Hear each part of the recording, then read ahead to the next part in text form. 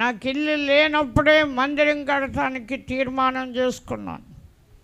నా భర్తతో దేవుడు మాట్లాడాడు, నా మందిరం పునాది వేసి కట్టాలి, కట్టకపోతే ఇంటి ఎనువద్దకు ఉరి తీయబడతావు అని మా ఆయన గారితో మాట్లాడాడంటే. ఎప్పుడు బైబిల్ తెరవని ఆయన తెరిచి చూశాడు. 3 ఎకరాల వ్యవసాయం వల్ల పిల్లలు వాళ్ళ బావది ఉందంటే అది తీసుకుందామని వెళ్దామంటే వ్యవసాయం కాదు, నా పని చేయాలని. మరలా తీస్తే యెహోవా పని అశ్రద్ధగా చేయవాడు శాపగ్రస్తుడు అన్నాడు. నేను లేకపోతే ఇల్లు కూలిపోయినట్టేనే, ఆలయం కట్టుతా అన్నాక కట్టించే, ఎప్పుడు కట్టింటావు అన్నాడు. మే నెల మీటింగ్ వస్తుందని అన్నీ క్లీన్ చేసేద్దాం, కట్టేద్దాం. నిమిషాల్లో అయిపోయింది అదన్నీ, ఇప్పుడు చెప్పే టైం కాదు. అనుకున్న సాయంకాలం ఇసుకి ఆయన తెలివి ఎలా ఉందో అనుకున్నాం. మేమిద్దరం కలిసి ఆయన సైకిల్ వేసి గుడి వెళ్ళటం అలవాటు. నిజంగా వెళ్తూ ఉండగా లారీ ఇసుక ఎవరో దింపుతున్నారట యాగడిపల్లిలో. ఎంత లారీ? 900. తగ్గదా అన్నాడట. తగ్గిస్తామండి బాబు, ఏ ఊరు అను. పడాలా, చర్చి కడుతున్నాం. ఎక్కడ? లైబ్రరీ దాటి లోపలికి కొట్టే ఉంటుంది, అమ్మాజీ గారిలో. కానూరు ఆయన అంటే తెలిసిపోయాడు అన్నాడట. వెళ్ళిపోయాడు ఆయన. నెంబర్ ఇయ్యే అన్నాడట. నేను ఫోన్ చేస్తాలే అన్నాడట. కానీ ఫోన్ చేయకుండానే ఇసుక ఇంటికి తెచ్చేస్తాడు. కానూరు ఆయన నాయుడు గారు. వెంటనే పిల్లలు, నాన్న ఇసుకొచ్చి, ఓరి ఆడికి నేను ఫోన్ చేసాక తెమ్మన్నాను, ఎందుకు తెచ్చాడు? ఫోన్ చేసాక తెమ్మన్నానా? ఫోన్ చేయలే, అక్కడికి ఉంది కడతాకి. కానీ ఇలాంటి లోపలికి వెళ్దో, ఈసారి కాదు మళ్ళీ ఈసారి ఫోన్ చేస్తాను. నేను వెళ్ళను, ఆడేవడం. నేను ఇక్కడ దెమ్మరించి వెళ్ళిపోతాను, మీరు ఇస్తే ఇవ్వండి డబ్బులు, లేకపోతే లేదన్నాడట. ఖచ్చితంగా వెంటనే పిల్లల్ని అడిగాడు, 900 ఉన్నాయో మీ అమ్మ లేదు కదా ఊళ్ళో? ఉన్నాయని ఇచ్చాడంట.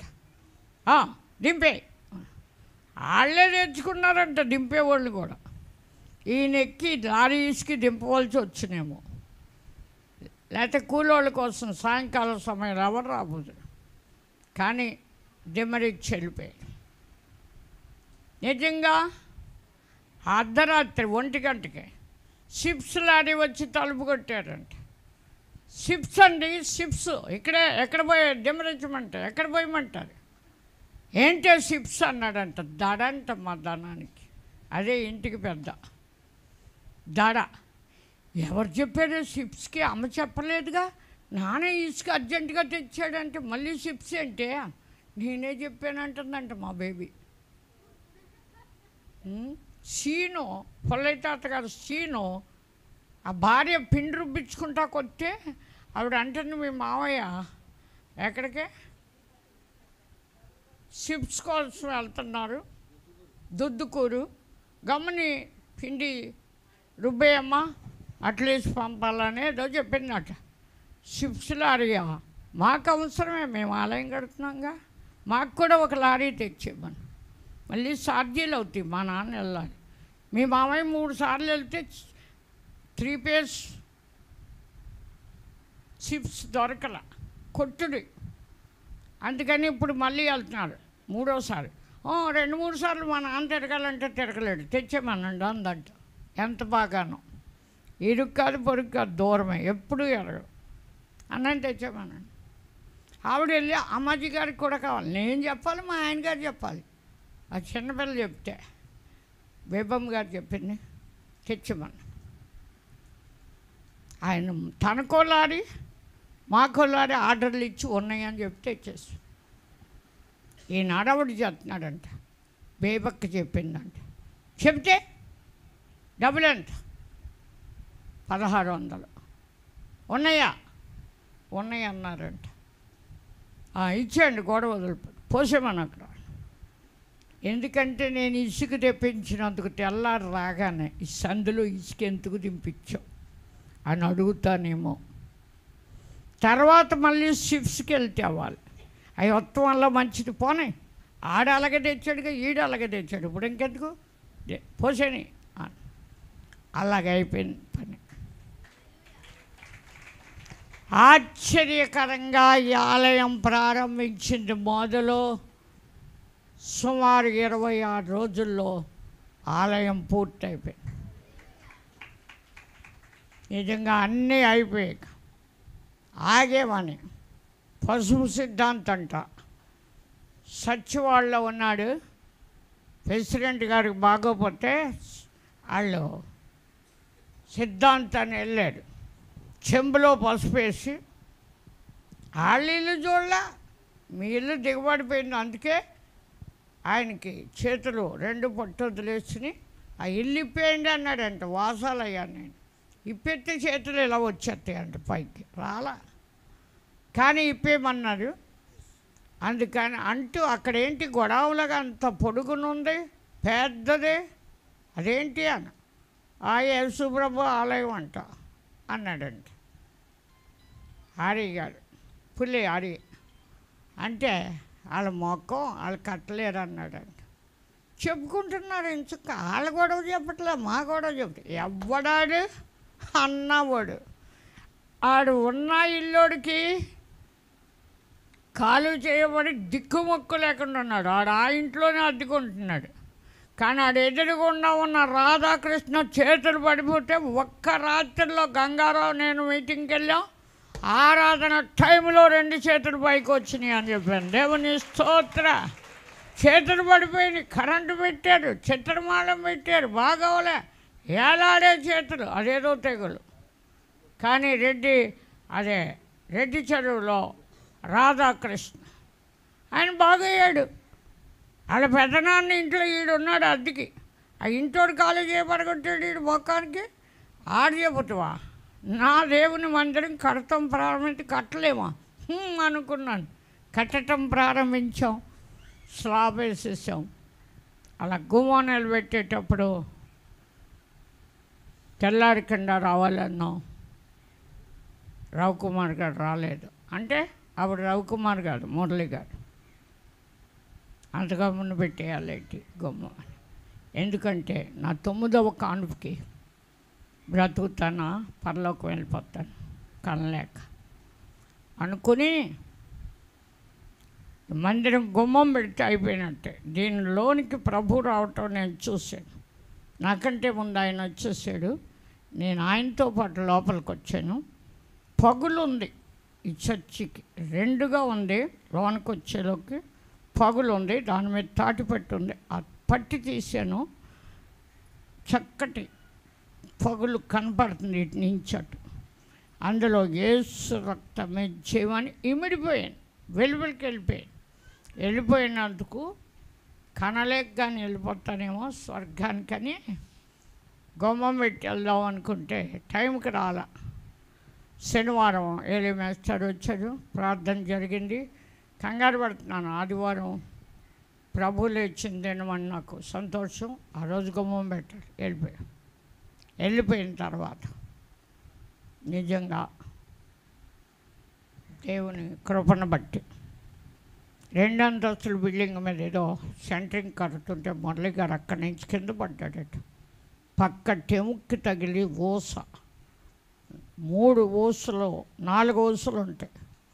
2 ఊసలు చేతికి దొరికినాయి అంటే 1 ఊస గుండుకు పట్టింది, చీరిందంతే. 5-6 కుట్లు పడే అంత లెక్క, లేకపోతే ఎముకల్లోకి దిగిపోవాలి. కానీ అది ఆ రోజు పుట్టిన తర్వాత 2 రోజులకు 3 రోజులకు వచ్చాడు. నాకు అప్పటికి కోపమే. చూస్తాకు వచ్చాడు. అమ్మగారికి అబ్బాయి అని వాళ్ళ అమ్మ చెప్పిందేమో, జడుతూనే వచ్చాడు. అలా ఉన్నావే అన్నాను. బాగానే ఉన్నానండి అన్నాడు.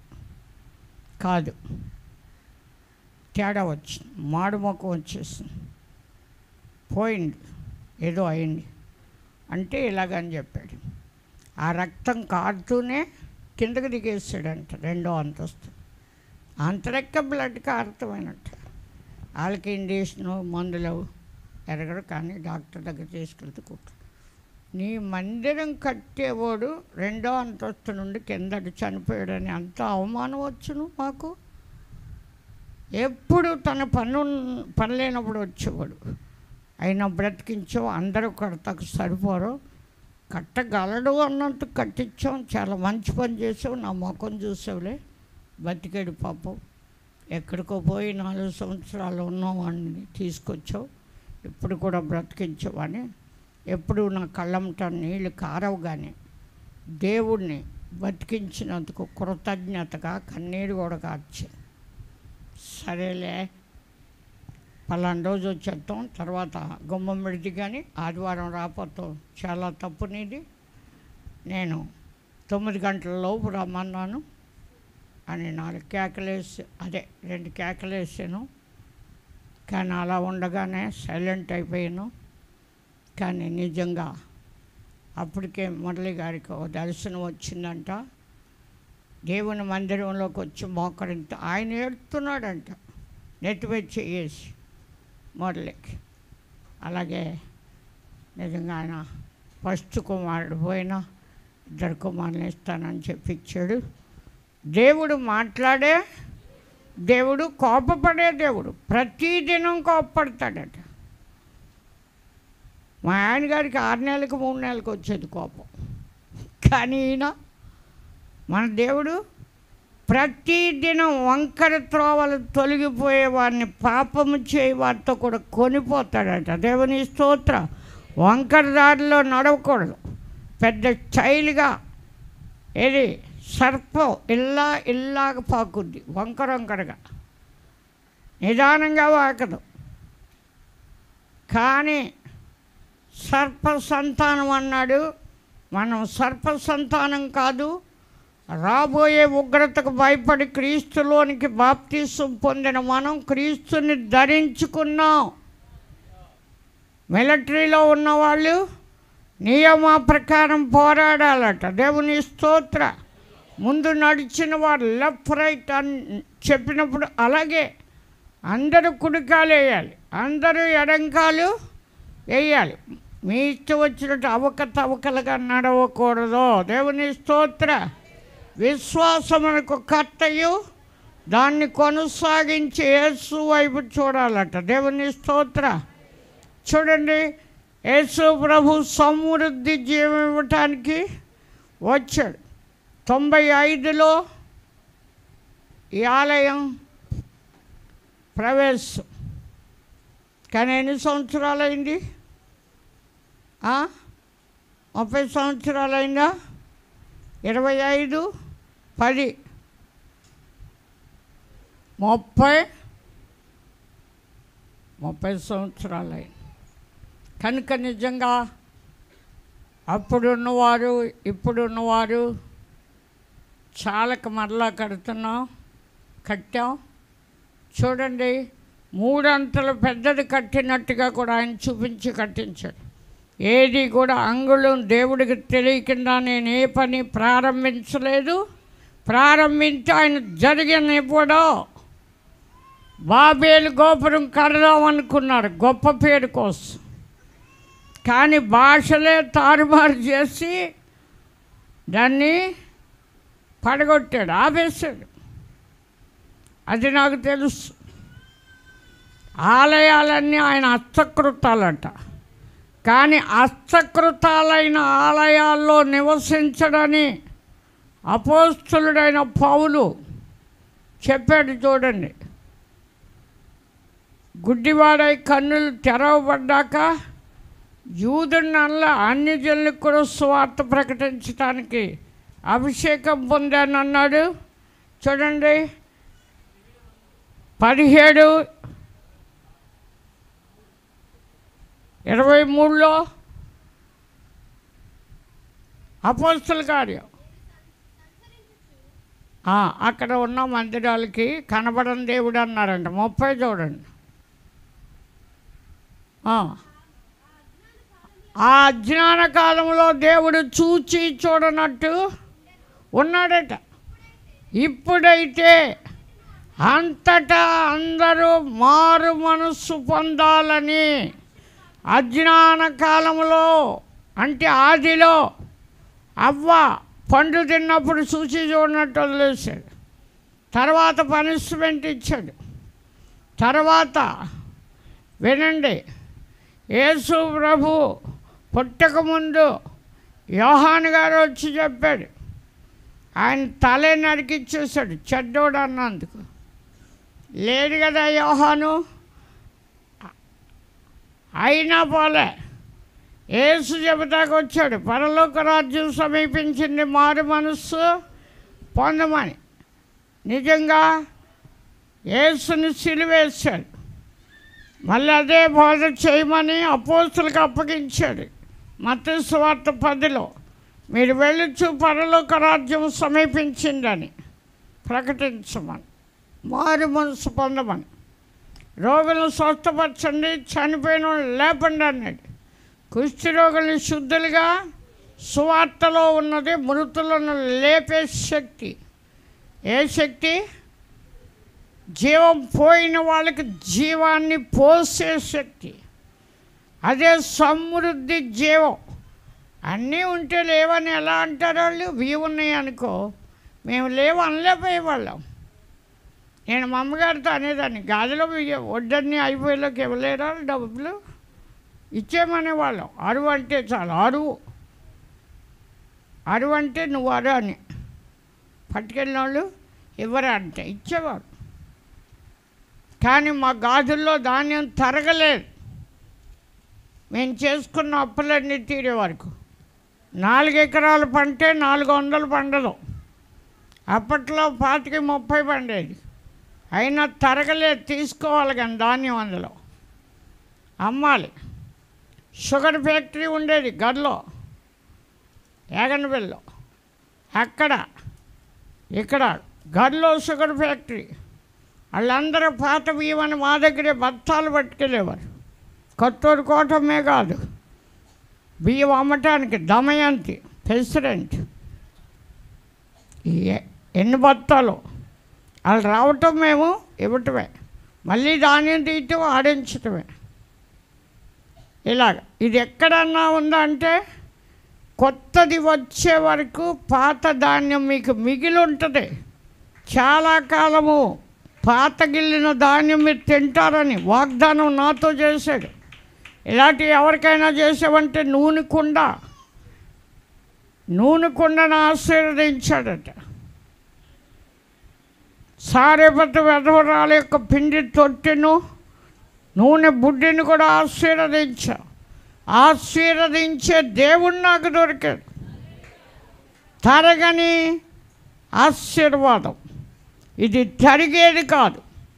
అందుకే ఆశీర్వాదమునకు వారసులు అవ్వటానికి మీరు పిలువబడ్డారు. దూషణకు ప్రతి దూషణ, ఎవరిని దూషించొద్దు, శపించొద్దు. శాపం అందగాదు, దుష్టుడిది. మీరు దీవించండి. కృతజ్ఞత వచ్చిన ఉండాలి మీ నోట. సరసోక్తులు కాదు, బూతులు కాదు, జాగ్రత్తగా మాట్లాడాలి. హిజ్కియా దేవుడిని అడక్క ఆలోచన చేసినందుకు యుద్ధానికి వచ్చిన వాళ్ళని ఊరుకున్నాడా? ఒక్క దూతను పంపించి హిజ్కియాని అడవనిచ్చాడు. మందిరంలో కాగితం పరిచి యెషయా దగ్గరికి వర్తమానం, పిల్లలకి అనే టైం వచ్చింది, కనే ఓపిక లేదన్నాడు. పిల్లల్ని కనలేకపోతే 10 నిమిషాల్లో గంటలో చస్తారు వాళ్ళు. కనాలు లేకపోతే చావంతే. ఇప్పుడు కాబట్టి పుణ్యం కట్టుకుని డాక్టర్లు ఓపెన్ చేసి బిడ్డను మన చేతికెత్తున్నారు.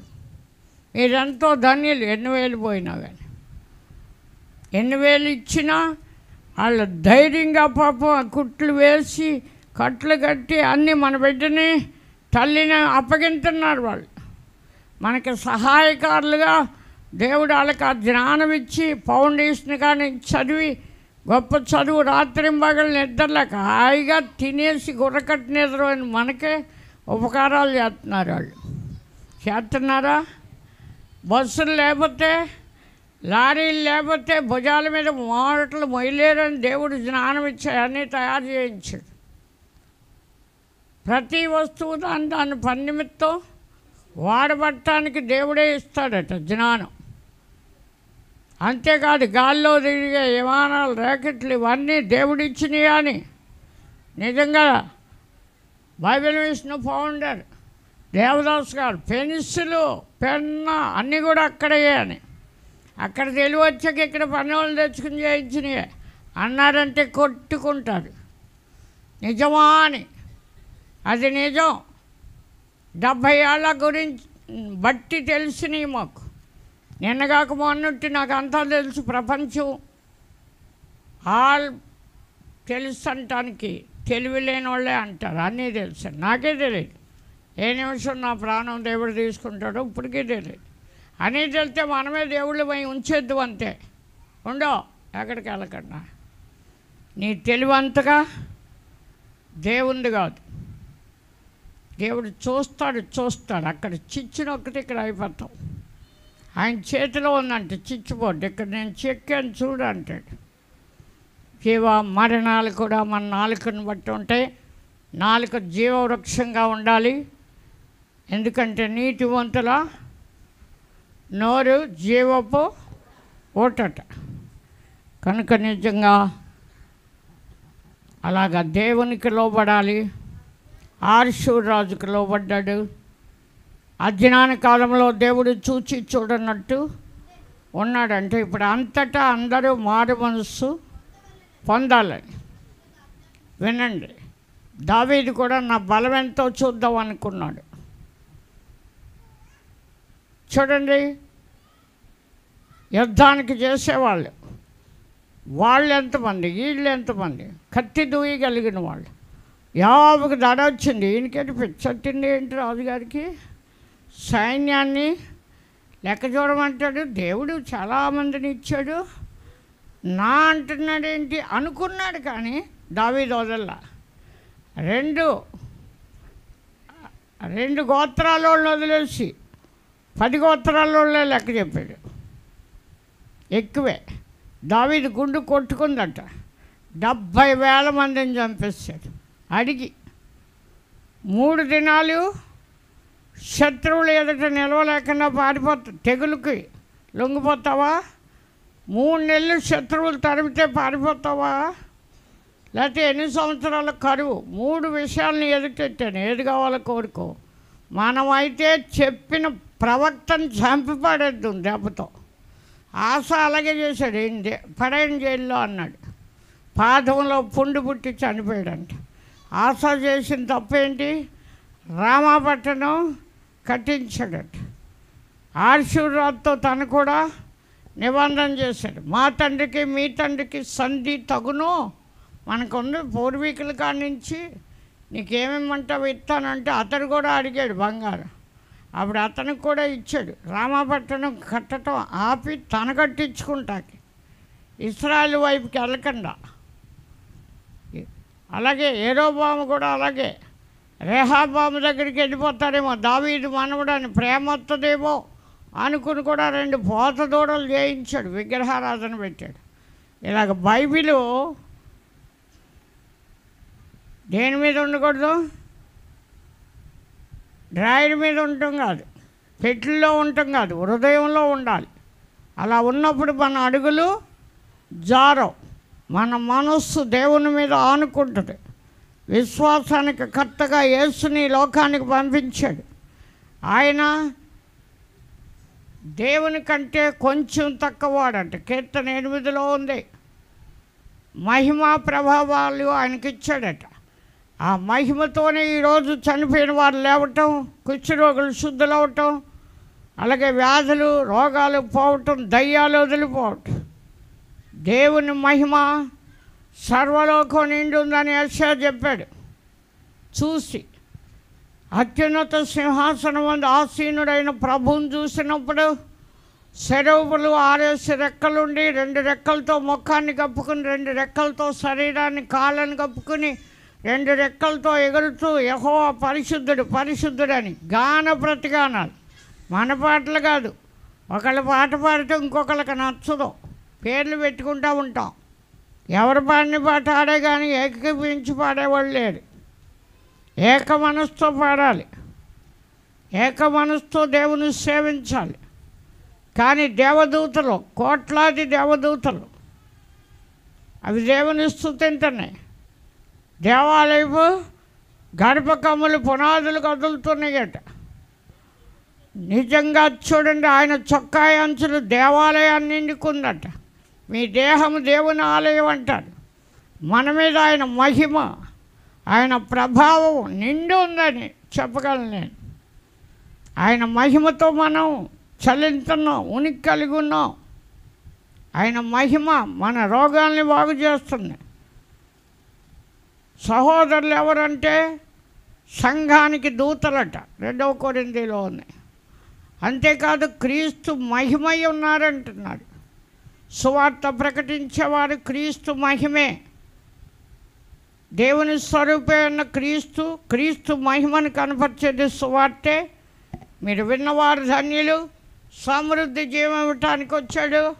ఇశ్రాయేలు మీద యుద్ధానికి వచ్చిన హిజ్కియా కాలంలో కానీ, లేక యెహోషువపాతు కాలంలో కానీ ఎప్పుడు కూడా దేవుడు వారి చెయ్యి ఇశ్రాయేలు దేశం మీదకి రానివ్వలేదు.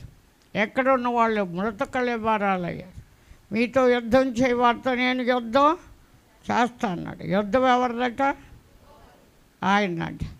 కనుక మన పక్షంగా సాతాను వ్యతిరేకమైన దాన్ని జయించే శక్తి దేవుడు మనకి ఇచ్చాడు. శత్రుబలం అంతటి మీద మీకు అధికారం ఇచ్చాడు. పాముల తేళ్లను తొక్కుటుకు అన్నాడు. సాతాను మెరుపు వల్ల ఆకాశం నుండి కింద పడింది, కానీ మీకు నేను బలం ఇచ్చాను అన్నాడు. ఆ బలమే నమ్మకం దేవుని మీద. నమ్మితే దేవుని మహిమ మనకి ఆరోగ్యం ఇస్తుంది, సమృద్ధి జీవం ఇస్తుంది. అంతేకాదు నా గొర్రెలు అన్నిటికీ నివసించు అన్నట్టుగా ఆయన స్వరాన్ని మనం వినగలం, ఆయన్ని అనుసరించి నడవగలం. నిజంగా అజ్ఞాన కాలంలో దేవుడు చూచి చూడనట్టు ఊరుకున్నాడట. ఇప్పుడు అంతటా అందరూ మారు మనసు పొంది బాప్తీసం పొందటమే కాదు, ఆసక్తి కలిగి మారు మనసు పొందాలంటే ప్రకటనలో ఉంది. నువ్వు వెచ్చగానైనా చల్లగానైనా, చల్లగా అంటే అన్నిల్లో, వెచ్చగా అంటే దేవుని రెక్కల కింద, నులివెచ్చనంటే అటు ఇటు కాకుండా. నులివెచ్చనగా ఉంటే నోట నుండి ఉమ్ము వేయ అంటూ దౌర్భాగ్యుడు, దిక్కుమాలవాడవు, దిగంబరివి, గుడ్డివాడువు అయ్యుండి నేను ధనం వృద్ధి చేసుకుంటున్నానంటావేంటి? నాకేం కొదువు లేదంటున్నావేంటి అన్నాడు. అంతేకాదు, నీకు తెల్లని నువ్వు దిగమరవన్నాడుగా, తెల్లని వస్త్రం, కన్నులకు కాటుక నా యొద్ద కొనమని నీకు బుద్ధి చెబుతున్నాను అన్నాడు. గక్కడితో వదిలేలా. నేను ప్రేమించు వారందరినీ గద్దించి శిక్షించున్నాను గనుక నీవు ఆసక్తి కలిగి మారు మనస్సు పొందమన్నాడు. దేవుని స్తోత్ర. ఏం చేయాలట? మారు మనసు. ఇంకా చివరి కూడానా? గుడ్డోళ్ళు అయ్యాక వదలడా? దిగమర్లు అయ్యాక కూడా వదలడా?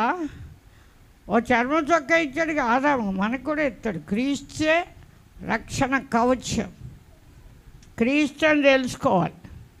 దేవుడు ఉన్నాడు, దేవుడు ఉన్నాడు, నీలో ఉన్నాడు దేవుడు, నాలో ఉన్నాడు. నీలో ఉన్నాడు యేసు, నాలో ఉన్నవాడను అనువాడనై ఉన్నాను అని ఇశ్రాయేలు అయిన తన ప్రజలను నడిపించడానికి ఎర్ర సముద్రం యోర్దానికి కూడా తెలిసింది, పాయలు చేసి మరీ నడిపాడు.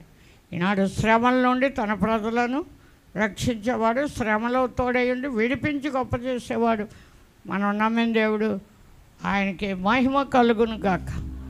సర్వకృపానిధి అయిన మా తండ్రి, కొన్ని వాక్యాలు, కొన్ని సాక్ష్యాలు నిలబడిన నాలో ఉండి చెప్పించావు.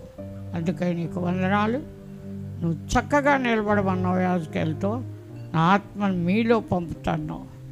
ఆత్మతోనే నువ్వు బోధించి, ఆత్మతోనే నడిపించి, ఆత్మతో ఆరాధించే జనాంగముగా నీ ప్రజల్ని మార్చి నీ మహిమను బట్టి మహిమ పొందే బిడ్డలుగా తీర్చిదిద్దు. యేసు నామమున వేడుకొంచున్నాను తండ్రి. ఆమేన్, ఆమేన్.